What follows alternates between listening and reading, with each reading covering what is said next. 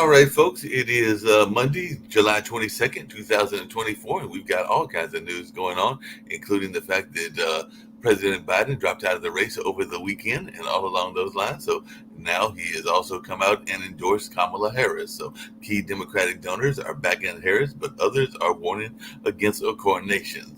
But it does look like she is rapidly picking up Democratic support, and we'll see how this all goes. I'm even hearing some grumblings that she may pick as her vice president either the governor of Pennsylvania, Kentucky, or our own governor, who is term limited. So he can't run again for governor here in North Carolina. So that might be a choice that she decides to go for Roy Cooper. Of course, I've got a radical idea. Maybe she'll do something like go for one of the Republicans that didn't actually endorse Trump, because there's a couple of those out there, including Mitt Romney and Michael Pence, and even the Bushes, and all along those lines, and of course Liz Cheney. But I don't know that we'd be bold enough to try that. But hey, anything is possible. And it looks like Joe Manchin was thinking about running for president, but he's ended his brief flirtation with a presidential bid, and he's saying he will not take on Kamala Harris, and that's calming some of the Democratic fears. So that's something else that we're seeing as well. And Mayorkas has named a panel to conduct a review of the Trump assassination attempt. Secret Service says it denied earlier Trump requests for more federal requests. So definitely we'll be hearing about this. And ahead of Monday hearings, more lawmakers are calling on the Secret Service director to resign. So they're even saying that some people, in terms of Kamala Harris, are saying that the Trump world has been preparing to run against Kamala Harris for weeks. And it definitely looks like Harris will get a chance to test her record as a prosecutor in her campaign, because this will definitely be something that'll be one of the storylines, will be the fact that she is a prosecutor and he is being convicted of certain felonies. So that will be part of the storyline as well. So we've got people, including some early birds. We usually have the one early bird from California, Rick Rosner, but we've got Jim E. joining him also from California. So let me get to some world events, and then we'll get to conversations about all of this, including what folks think about Kamala's chances, whether she needs to get who she needs to get, because I've heard people even urging for somebody from the Midwest and, of course, some of the swing states. But all of this would be interesting conversation. But in the world news, Israel has ordered the evacuation of former Gaza safe area. UN aid convoy was fired on, and the Palestinians are reporting IDF troops advancing in Khan Younis. So definitely Israel is also issuing an evacuation in South Gaza, and it looks like they've killed dozens of Palestinians. Keir Starmer is saying better skills training will cut migration. So I guess he's trying to get something going on with the skill training in that particular area of the world. And at least 6 killed, the Houthis say, as Israeli airstrikes hit Yemen after a Tel Aviv drone attack. So Israel intercepts a missile from Yemen after the airstrikes on the Houthi port. So definitely a former Houthi official says it was an error to attack Israel. So we'll definitely be seeing out about this as well. An anti-whaling campaigner, Paul Watson, has been arrested in Greenland. He faces possible extradition to Japan. So it looks like he might be heading to Japan after he was arrested in Greenland. And he is the Sea Shepherd founder and also an anti-whaling activist. So it'll be interesting to see how things go for his trial in Japan. And a police chief has been shot dead days after an activist's wife and daughter were killed in Mexico. So it looks like that is something else we're seeing. There's still violence going on in Mexico, and I'm sure that there'll be conversations, no matter who is the president is, about how to secure things and how to alleviate some of the gang activity in that part of Latin America. And Russia is amassing troops to launch an offensive in Kharkiv Oblast. So the Ukraine's troops have abandoned the Donetsk village amid encirclement risks. And definitely we're in day 877 of that particular conflict. Hard to believe that war has been going on that long, because that's almost a little bit more than 2 years. So that war has definitely been going on for a while. And behind the Bangladesh protests, there is a rage over inequality. Bangladesh student protester leader says he fears for his life, and definitely Germany is issuing an advisory against travel to Bangladesh. And China and the Philippines have announced a deal aimed at stopping clashes that are going on in that area as well. Beijing and Manila have struck a deal to reduce tensions in the South China Sea. And thousands, I hate to tell Nick this, are protesting over tourism in Spain's Malacca. So definitely, it looks like Malacca has fallen out of love with tourists. And like we've been saying before, locals are spraying visitors regularly with water bottles. So definitely we'll be hearing more about that as well. And Kiev has launched a mass drone attack against Russia, as Zelensky has definitely thanked Biden for the aid that he's been getting as well. So Russia's Tops oil refinery were damaged in the Ukraine drone attack, according to Russian officials. And HUR kamikaze drones strike Russia's largest Black Sea oil refinery, according to sources there as well. And Europe is doubling down on the protracted war in Ukraine. So Italy's Bolani put domestic concerns first in rejecting von der Leyen. So definitely it does look like there's some folks that are having some concerns about that war as well. So there's a lot going on, whether it's Israel, whether it's Japan, or whether it's a number of other things as well. And apparently, the NGAD has been redesigned.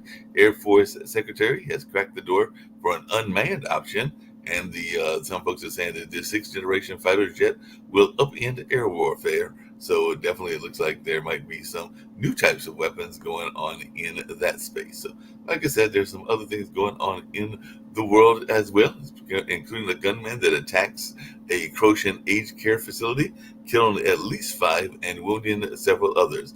5 were reported killing in that Croatian nursing home, and definitely that's something that folks will be paying attention to as well.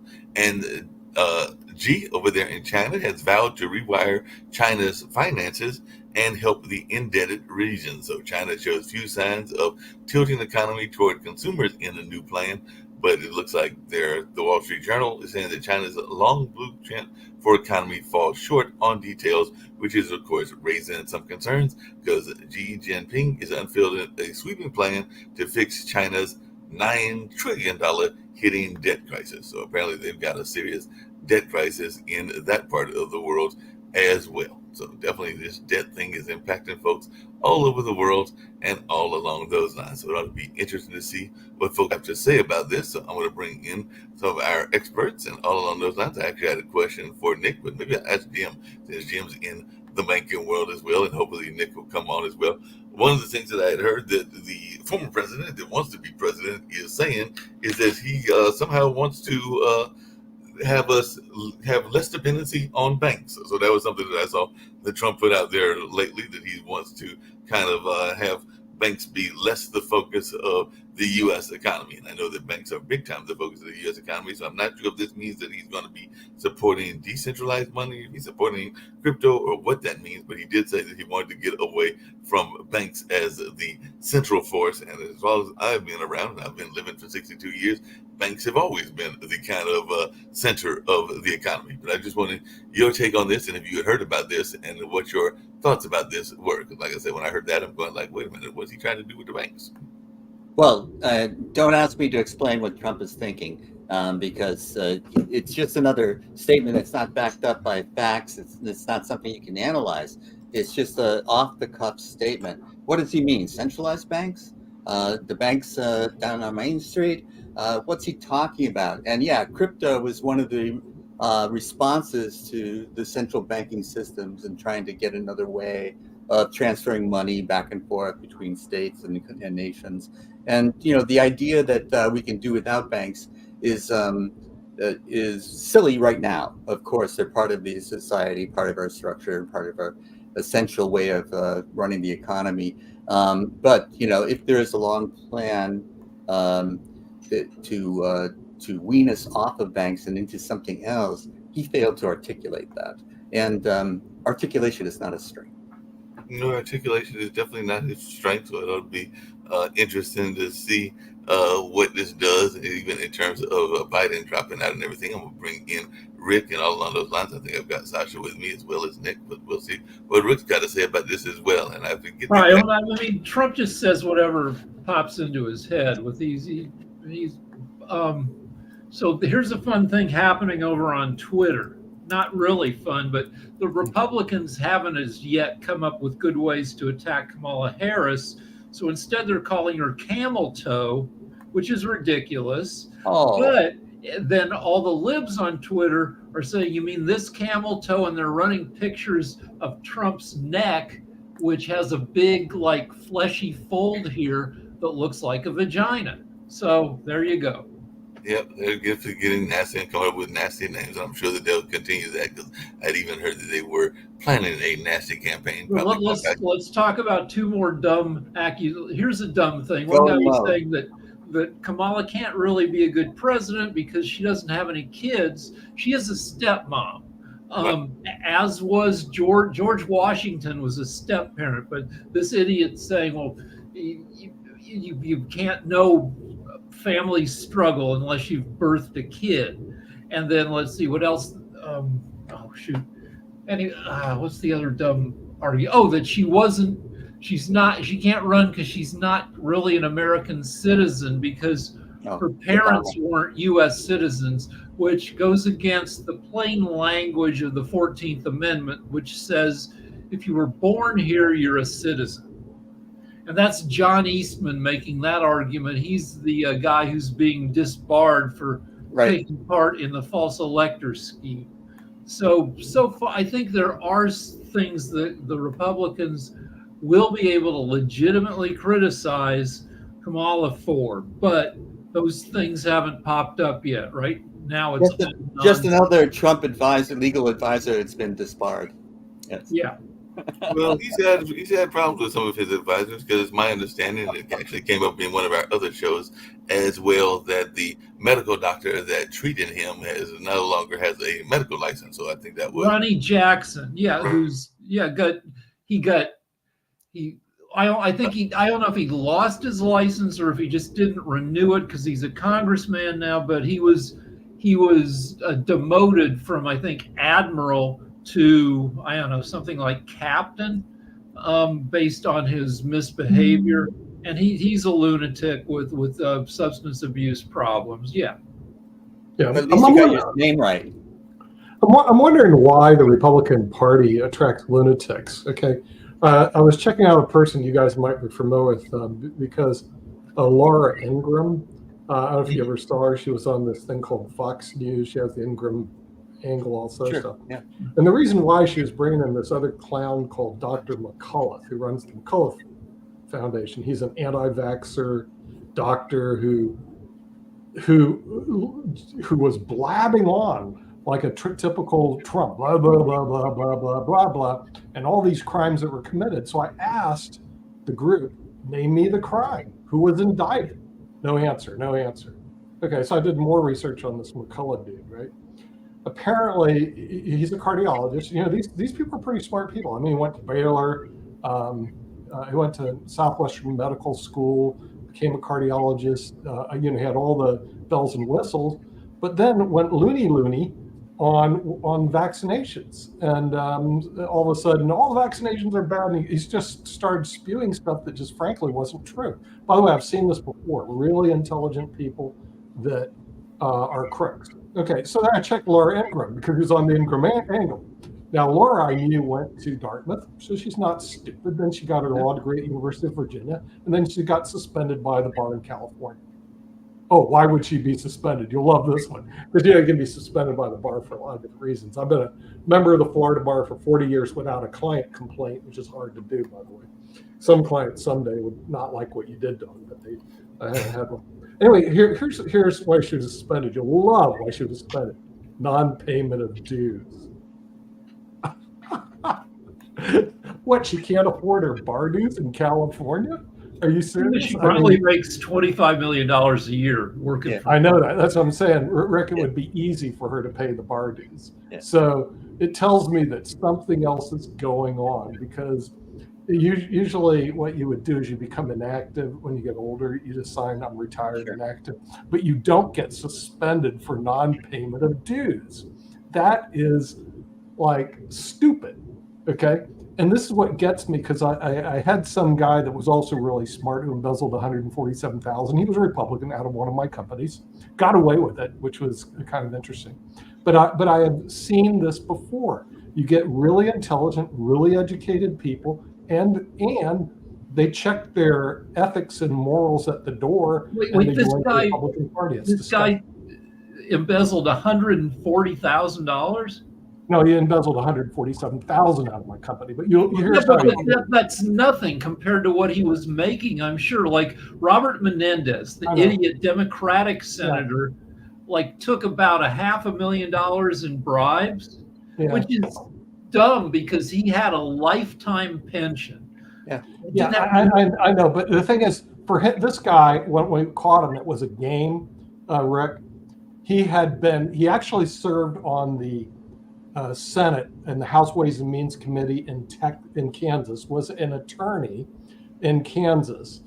And that's what we knew about him. What we didn't know, he was also a disbarred convicted felon in Kansas for theft, trafficking illegal goods, securities fraud, et cetera. He had a rap sheet. Well, speaking of embezzlement, before the internet, you could hide your stuff. Because you're going to travel the world. And speaking of embezzlement, and I'd be lying if I said I wasn't going to watch it starting, I believe, this weekend and everything. But there's this major event that rolls around every 4 years, and the host city loves doing the event. It's called the Olympics and everything. And apparently they use it as a way to fast track infrastructure and urban redevelopment projects. As a matter of fact, in Paris, I think one of the gyms that they're going to be building will eventually become office space for 2,500 civil servants in France's Ministry of the Interior after the gangs. But they're saying that Athens, which built all these arenas in 2004 for sports that few Greeks played, incurred debts that helped fuel their economic meltdown with ripple effects across Europe. And Rio threw that big party in 2016 and then had to sell off its Olympic Village at a discount. And I know that y'all had a big Olympics in New York way back when, and I'm trying to figure out if y'all made the money and everything, because even New York City, Michael Bloomberg is reviewing a design proposal, or they're showing a picture of him reviewing a design proposal in preparation for New York's 2012 Olympics bid. So I just wondered in these cases, whether it's Moscow or Los Angeles or Atlanta, because I know Atlanta had a big lot of loss of money as well. So what are y'all's thoughts? Because even Barcelona, where you're going, they definitely probably had some urban renewal, but they probably also lost some money as well. So what are our thoughts about this big spectacle that can also be a big I can speak for Los Angeles. Economic drain. I can speak for Los Angeles. I think Los Angeles will do okay because we had it in 1932. We had, and again in 1984. We were a big spread out city with a lot of sports venues, and we shouldn't have to build a lot of new stuff. Plus, they're outsourcing like softball and baseball, I think, to Oklahoma.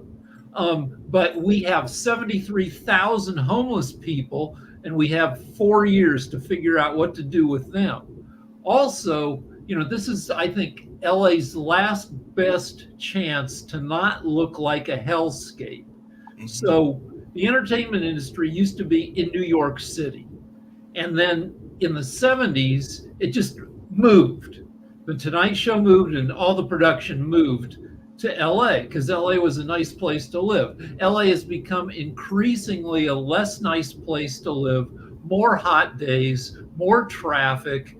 If LA doesn't get its shit together, then we will lose the entertainment industry. It'll disperse to the world. It'll move north to Vancouver. And the Olympics is our last chance to show that this is a livable city, or LA will lose its shimmer. Apparently that's what they're trying to do in Paris, because the part of Paris that they're going to, Saint Denis, apparently is one of the poorest parts of France, and they're saying that it's a dense agglomeration of some 40 small cities on the northeastern periphery of France's capital, and definitely physically celebrated by a ring road called the Boulevard Périphérique, and it definitely looks like they have had a history with gentrification and unemployment, crime, and immigration, and failed government programs, but they're concentrating some $1.5 billion of the Olympic budget on that area, hoping to jumpstart urban rebirth in that poor area and everything. So we'll see if it actually works or doesn't work. But so it's crazy to me that like every dream, beautiful city of the world has millions of people who actually live there, who wake up every day and go, this is a shithole. Like, we go to London to visit our kid, and we're like, woo, London. It's like, a great city of the world. And, you ride the bus with people who are like, ugh, every day here. So same for Paris, I'm sure. Yep, I am sure. The last I saw, which was in Greece, what happened was, from my understanding, Mark, they had to build a lot of new buildings. They borrowed $10 billion or some crazy amount and went forever in debt, and they had a lot of financial problems because of the Olympics. In other words, it was a bad deal for the city to do. So some cities it's a good deal because they already have the infrastructure. Some cities it's a bad deal because they don't have the infrastructure, and it created a lot of problems. They were in debt anyway. Sochi, the Sochi Winter Olympics in Russia was a corruption fest. Putin and his buddies probably used it to siphon off billions of dollars in bogus construction charges, and it was famously a hellhole Olympics. They talked about packs of wild dogs roaming the Olympic Village. The guy I used to work for, Jimmy Kimmel, made a viral video where an Olympic athlete showed a wolf wandering the hall of her hotel, which Jimmy Kimmel built the hallway of a hotel. He recruited somebody who was already done with the Olympics, and he rented a wolf to make this video about conditions. But anyway, that was a theft fest. Sounds like in everything. Australia has done some luck with the Olympics as well and other big events. So I was talking about the loss of money sometimes in the Olympics and other things, Shaquille. So what is your thoughts on the Olympics coming to Paris? Because one of the things I was saying is they are talking about the amount of money that we'll be spending, whether it will actually benefit the people of Paris after the Olympics are done and everything. So I was just wondering, your take is the one that is definitely studied international affairs. Well, certainly, the Olympics is a surge of tourism and stuff like that, which tends to last for a bit longer. I think I was 17 when the Sydney 2000 Olympics was on, so it puts you on the map, I guess. I think we've got the 2028 Olympics here in Australia. So look, hopefully it works. I actually feel very sorry for Japan.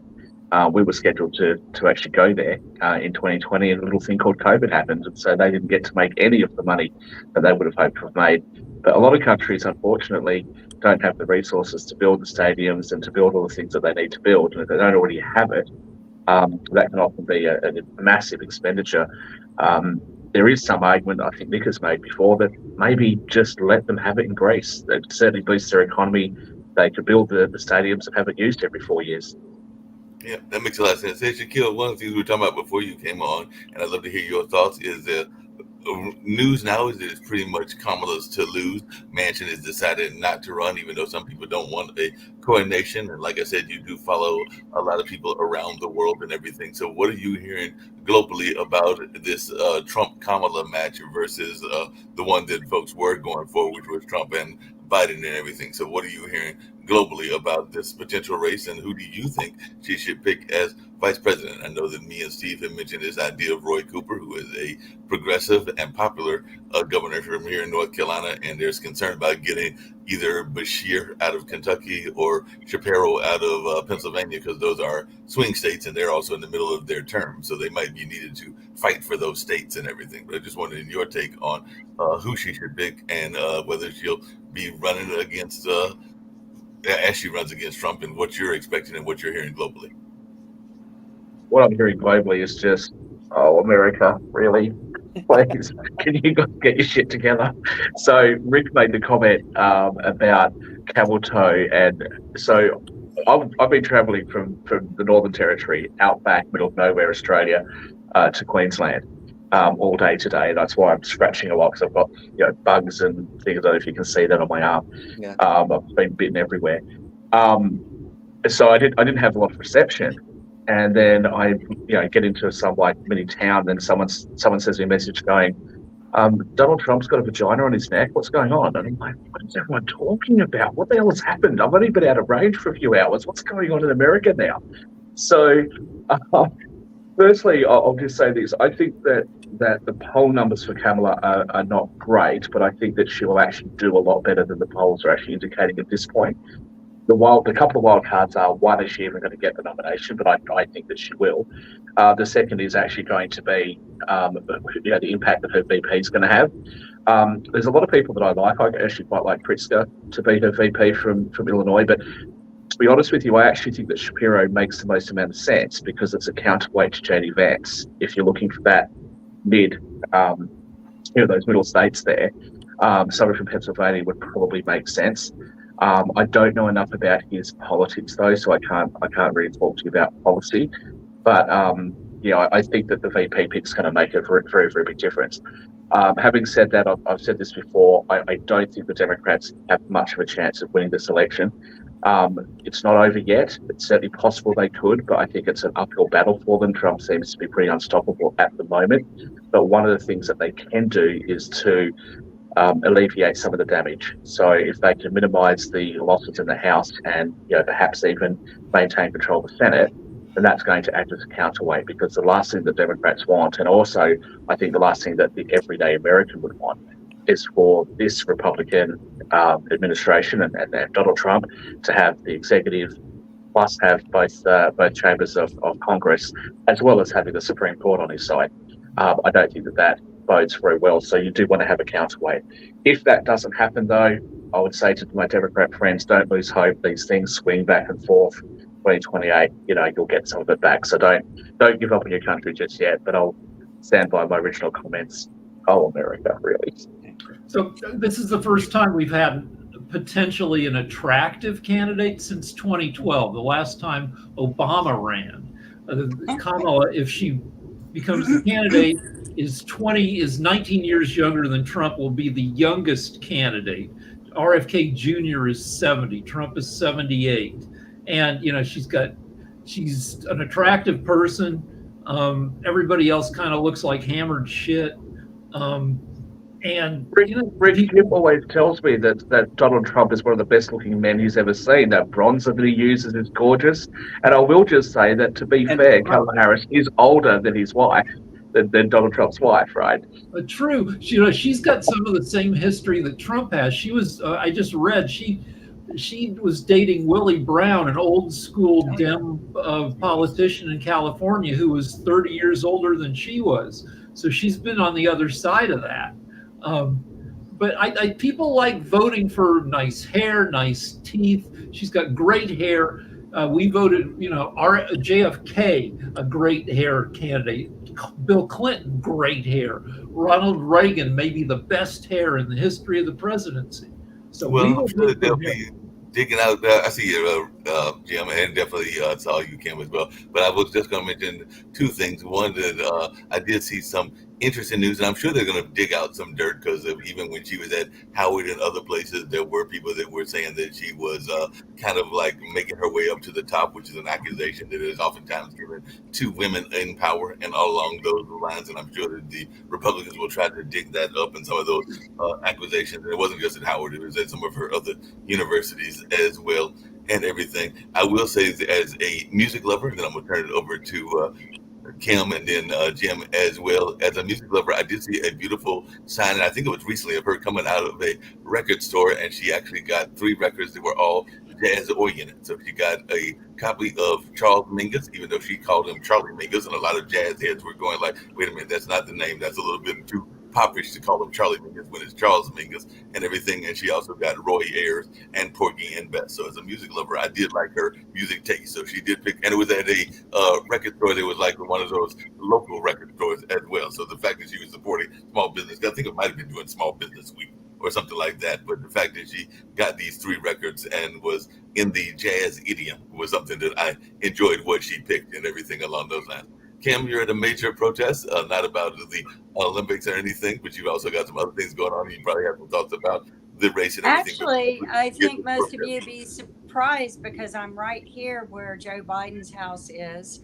We are going to be going to the courthouse early today to do a little bit of protesting for victims of predatory lending, as I call it, and I want to change the laws. But Nick is aware of the case, and he was enlightened us a lot as to why this case is so important for us today. So we all got together from all over the United States. We've got people coming in to help us make a point that these laws need to be changed.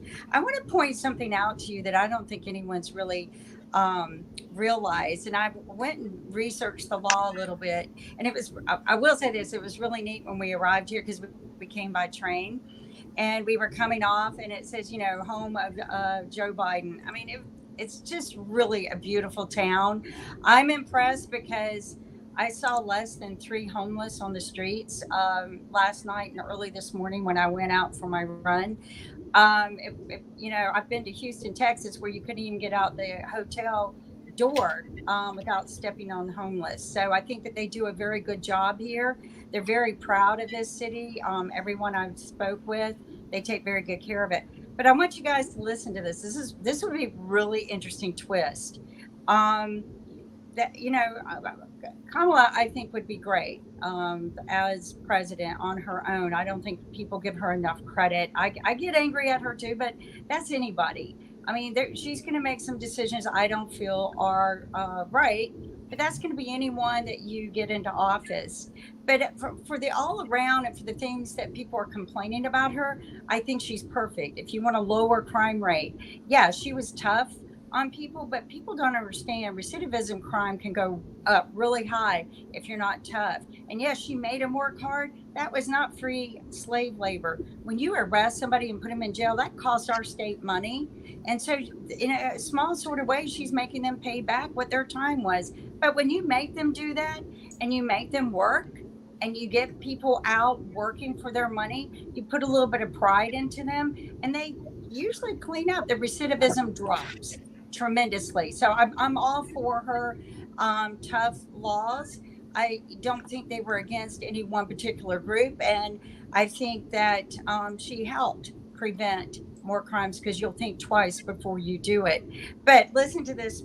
It is a fact that the relevant constitutional provisions, their histories and their purposes all point to the same conclusion. A twice before elected president may become vice president either through appointment or through election.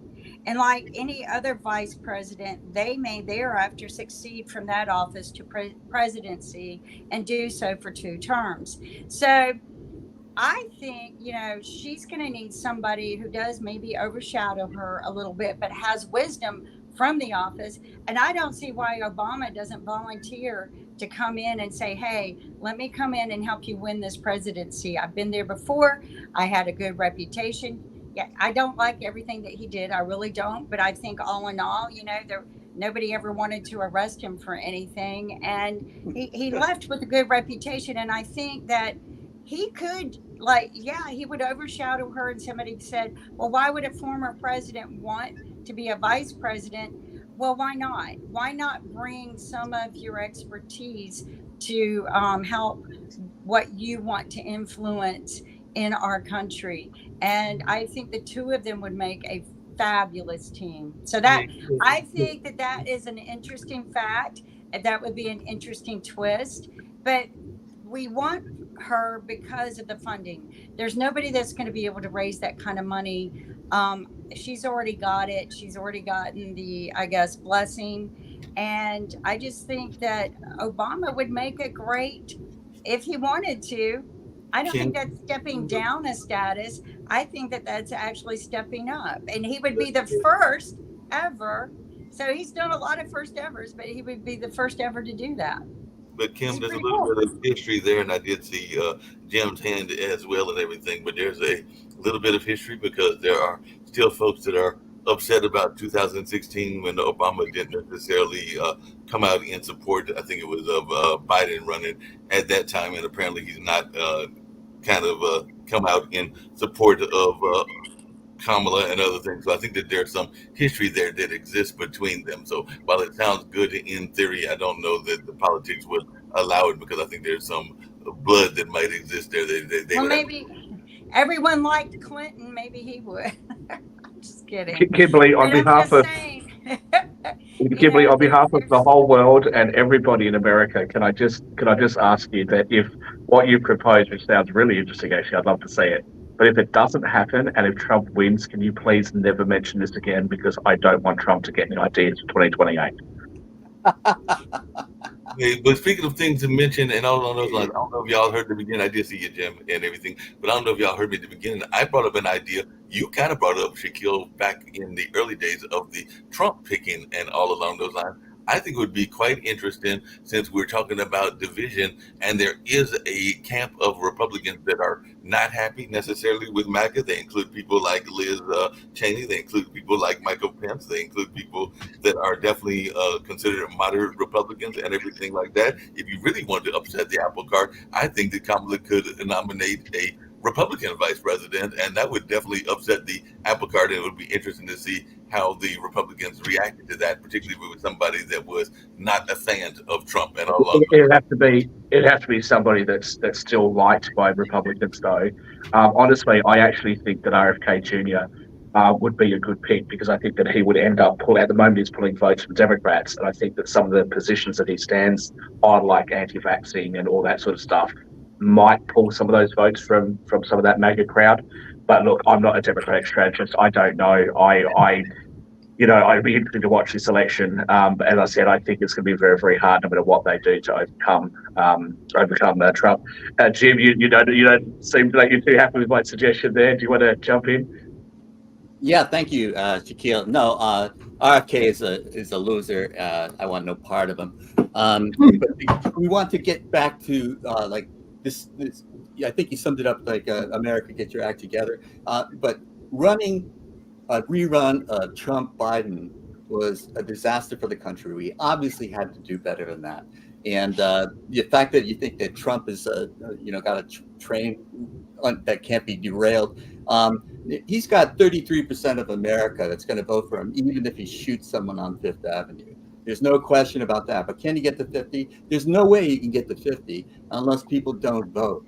If people vote, there are so many people that are anti-Trump. He's got 34 felony convictions against him. The fact that the Republicans nominated him is a blow to the Republican Party that they're going to have a hard time recovering from. They used to nominate people like McCain, Bob Dole, people who are patriots, people you could respect, and nominating someone like Donald Trump is just unforgivable if you really believe in what America stands for, or what it used to stand for. But the fact that Biden stepped down, the last time we had anything similar to this, there's nothing similar exactly, but Lyndon Johnson stepped down. He didn't run again. He only had one term, and he stepped down in his second term, before his second term, because of the Vietnam War. But there was time for the primaries to finish, and Hubert Humphrey was the Democratic nominee that lost to Richard Nixon. But we don't want a coronation, and this may be why Obama's not coming out and saying, I'm going to support Kamala, because the idea is that we have to have some sort of choice going in here, and it isn't just that Biden can pass it to her. That's not the way it works. We have to have a brokered convention or something that says that we've nominated her. And once that happens, I think that you're going to see a lot of traditional Democratic support for her. You're already seeing a tremendous surge in donations. It was rumored to be 90 million in day one. Act Blue, which is a fundraising mechanism, raised 50 million in the first day. And some of these donors who are holding back, and these are the big time donors, holding back because they couldn't support an 81-year-old Joe Biden for a second term, are now opening up their wallets.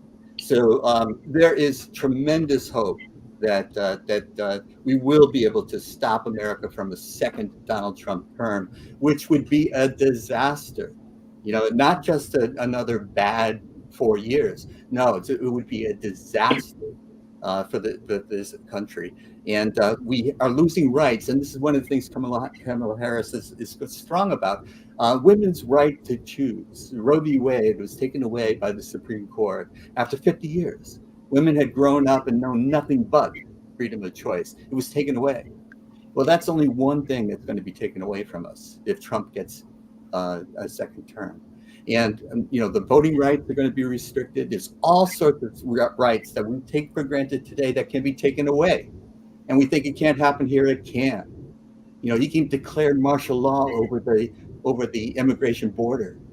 He can then appoint National Guards to come out and search for documents that establish that you're a citizen. He can do all of that, and he would be immune to being prosecuted, and he wouldn't be impeached because who knows about the Senate would never convict. So he could do all these things. We think it's impossible. No, it's happened in other countries. It can happen here, and it's the only thing that we can do is to vote, get out and vote, and stop this despot, this fascist person from getting power again in this country. And congratulations to Joe Biden. It takes tremendous courage to step away from power. I've never seen anyone do it. And he stepped away. He got good advice. It was time for him to step down. He had a great presidency. The American economy is booming. The unemployment is down. Wages are up. Companies are reporting record earnings. The United States economy is doing better than any other economy in the world. So, he's done his job. He got us over the first Trump election, and we recovered as a country from the pandemic of COVID, which has knocked out countries all around the world, inflation all around the world. It was a global phenomenon. We recovered better than anybody. So Joe Biden deserves every American's applause for stepping down. Two quick things. One is Trump can't win the popular vote. He's never been able to. Lost by 3 million the first time, 7 million after we'd seen what he did in 4 years as president. It's all on the swing states. And the contrast is crazy. You got a convicted felon running against a woman who spent 27 years in law enforcement, 14 years as an assistant DA, 7 years as the San Francisco DA, 6 years as California's Attorney General. She put thousands of people in prison. Now you can argue that, maybe because 1,900 of those people were for marijuana offenses back when marijuana was still illegal. And you can criticize her for that, but really, how can you criticize her from the right, the law and order party? Law and order, she is. Well, here's the problem, which is typical media. The first time we heard about Kamala Harris, they introduced her as a black, a woman, and an Indian.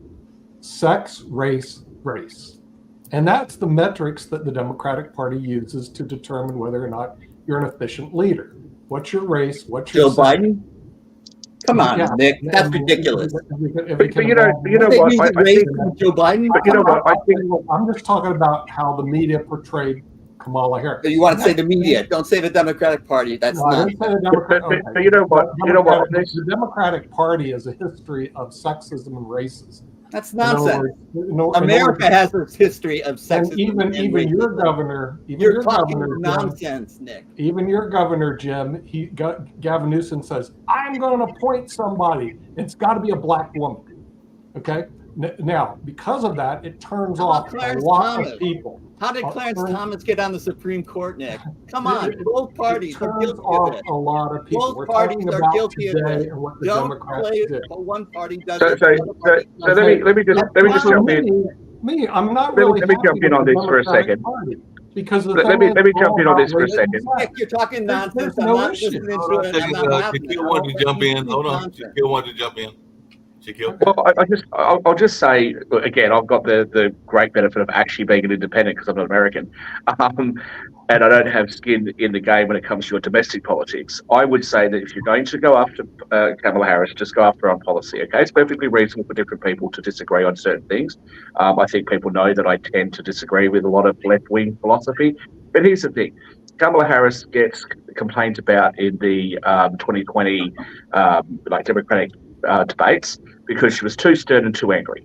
Then people complain about her because she's laughing too much. Well, what do you bloody want?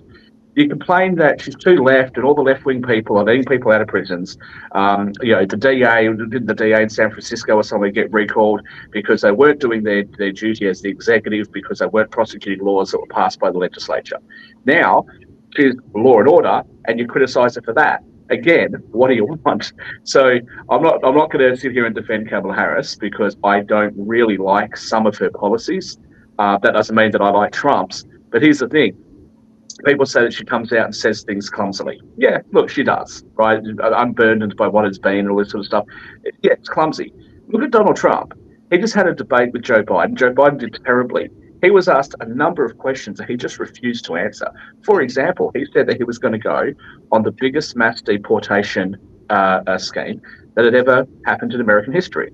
Okay, that is going to work well for his base. A lot of people are worried about the 10 or 15 or 20 million, depending on who you ask, of immigrants that have flooded across the southern border.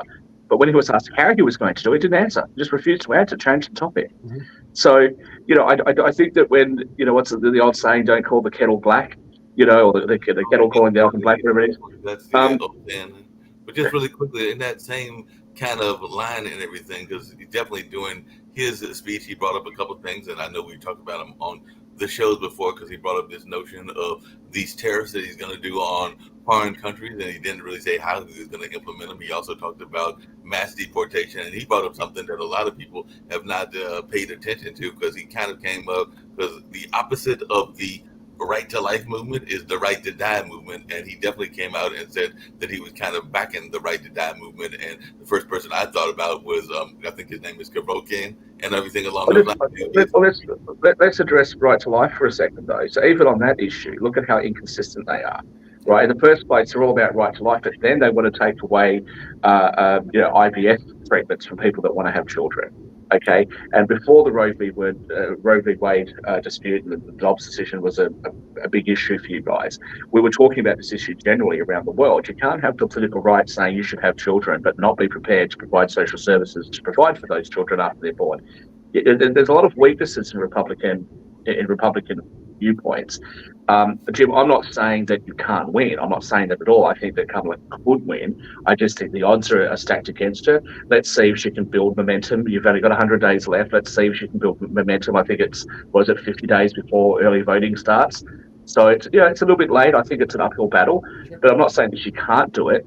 But even if she can't, as I said, I think Democrats really need to look at the down ballot votes that they're going to get because, as I said before, if you lose the House and the Senate, then you've lost the executive and you've lost the judiciary. That's a pretty awkward spot for American thinking. Shaquille, before we get out, we heard from everybody but Sasha, and I did see Sasha down there and everything. So I'd love to hear Sasha's thoughts because I know Sasha has been definitely following because the show really deals with Ukraine on Tuesdays and Fridays. And I don't know how he did on that chess tournament. So maybe you can tell us whether he won or not as well and everything. And also just his thoughts about Kamala's stance on, because she's saying that she will be pro-Israel, even though there are some people that are thinking that she might have a softer stance than Biden did. So, and I know those are two important issues to you, both Israel and Ukraine. So I just wanted your stance on where Kamala is as a foreign, in terms of her foreign policy and what you're hearing about it from Canada. And definitely tell us whether you won the tournament or not. Well, I think it's a little bit premature to discuss Kamala's foreign policy. So far didn't articulate it in any way because while she was president and she still is, it's not her prerogative, the foreign policy. But we will find out soon, I guess, in upcoming weeks. What I'd like to mention something that by appointing Vice President, was a nominee for Vice President, J.D. Vance, something that idiot's name spells. This is a perfect example how the careerist-minded people can get away with all kind of lies and inconsistencies to the position of Vice President nominees of United States of America. Let's start from his biography. Okay, so he's a Marine. Oh, Marine. So he's fighting with his rifle and he goes after the enemies and he kills and shoots and oh my God, what a hero he is. You know where he served in Marine, what his duty was and what he was doing there? He was in, should I say, clerk. Not even clerk, I think the clerk assistant in the Marine Corps. So he was correcting spelling of the words that this office had to manufacture for their troops on the front lines.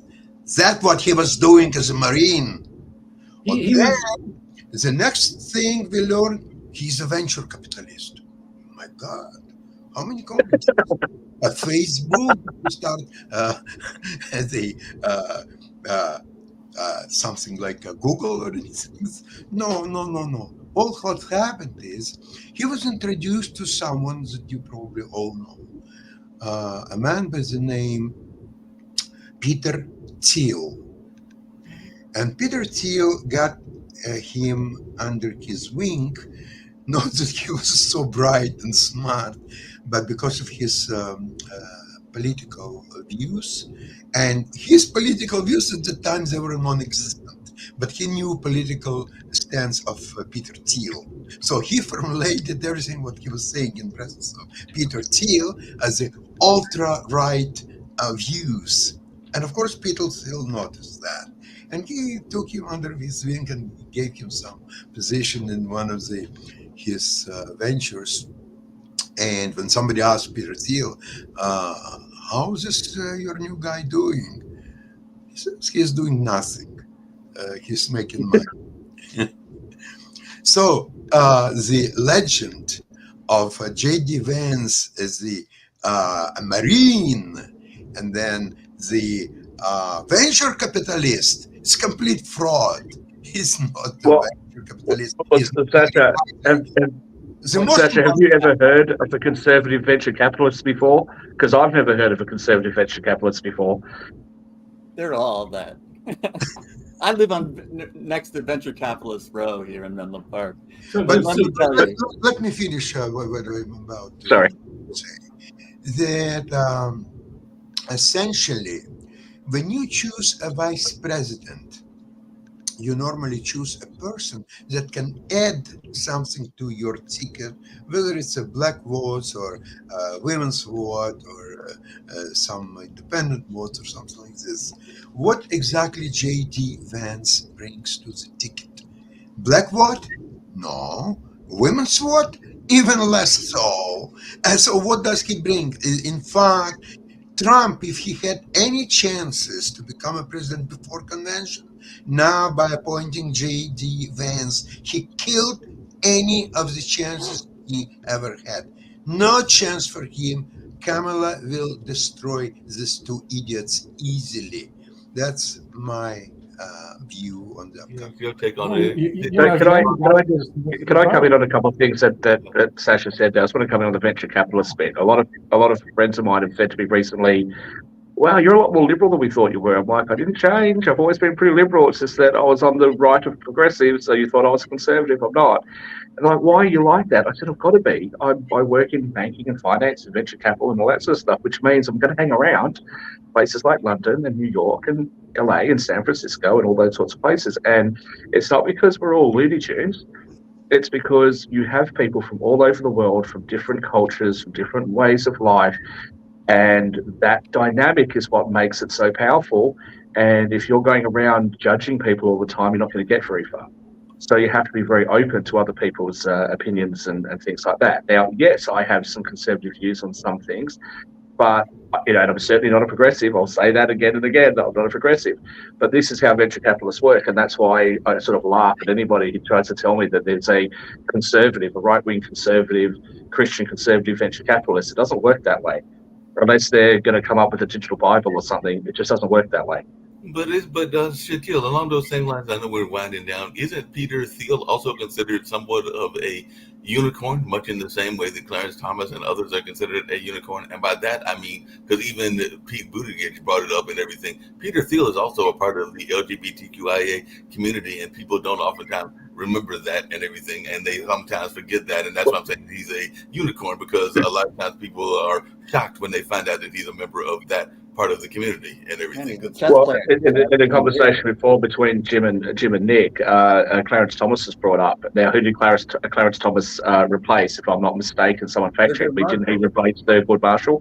Right. So Was Thurgood Marshall a great person to have on the Supreme Court? Absolutely, he was. Yes. Now, I unlike you and some others, I actually do like Clarence Thomas, but I think as he's getting older, some of his decisions are a little bit eyebrow raising.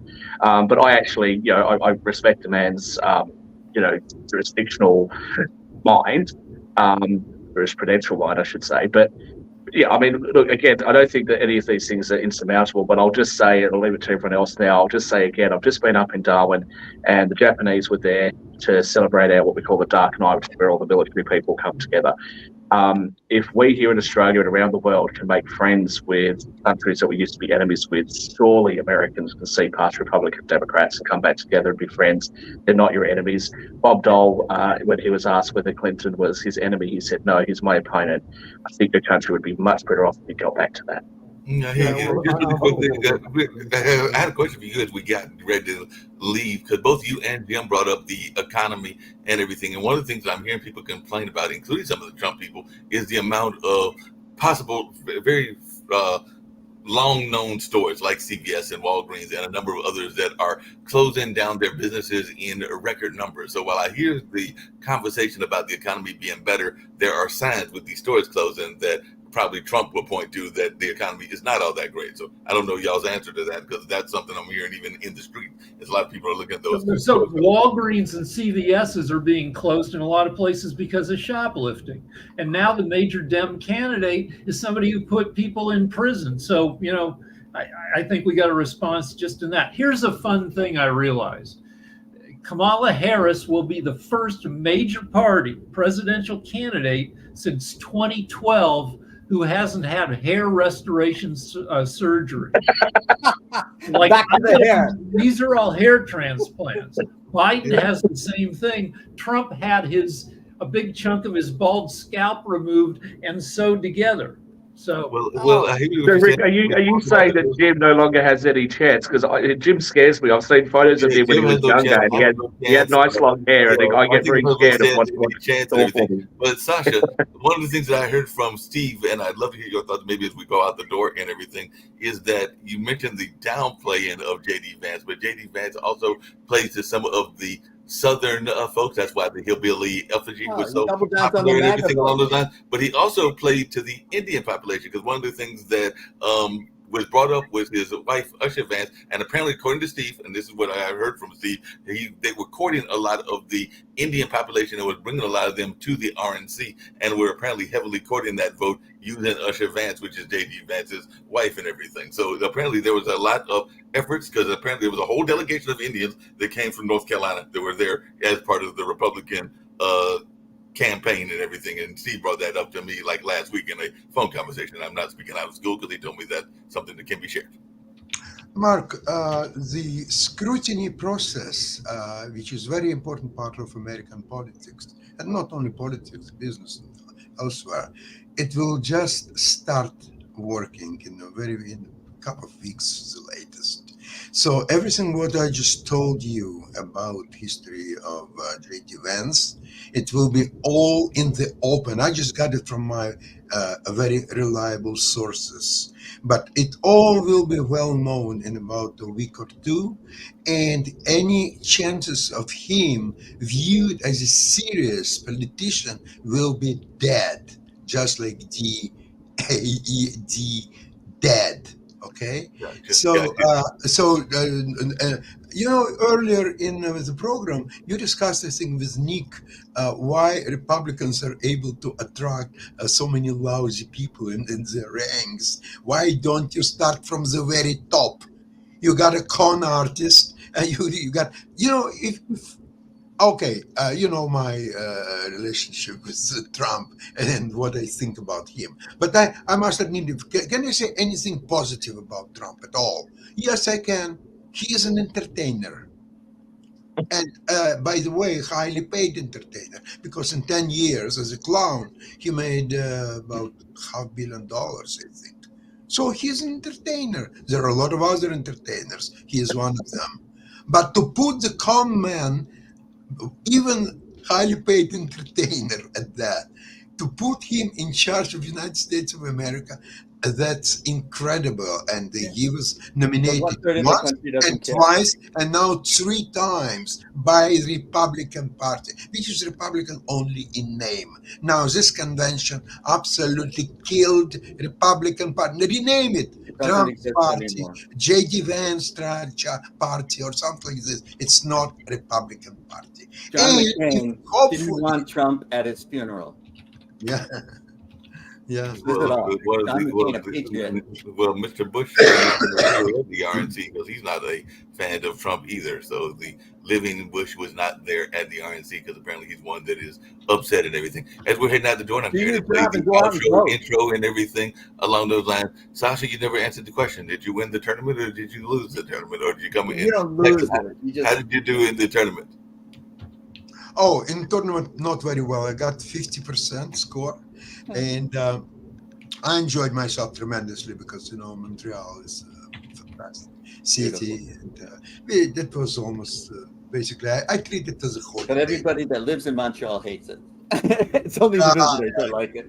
But I'll tell you, the prices are a fraction of what we pay in Toronto. Oh, really? The lifestyle, and it's so much cheaper. You can you can buy a condominium in Montreal or even Laval, where we were staying and tournament was held, for a fraction of what you have to pay in Toronto. The Very prices interesting. are so much more affordable, and basically, if it wouldn't be for French, maybe I would even move to Montreal. It's very entertaining. It's very, in a way, European city. Yeah.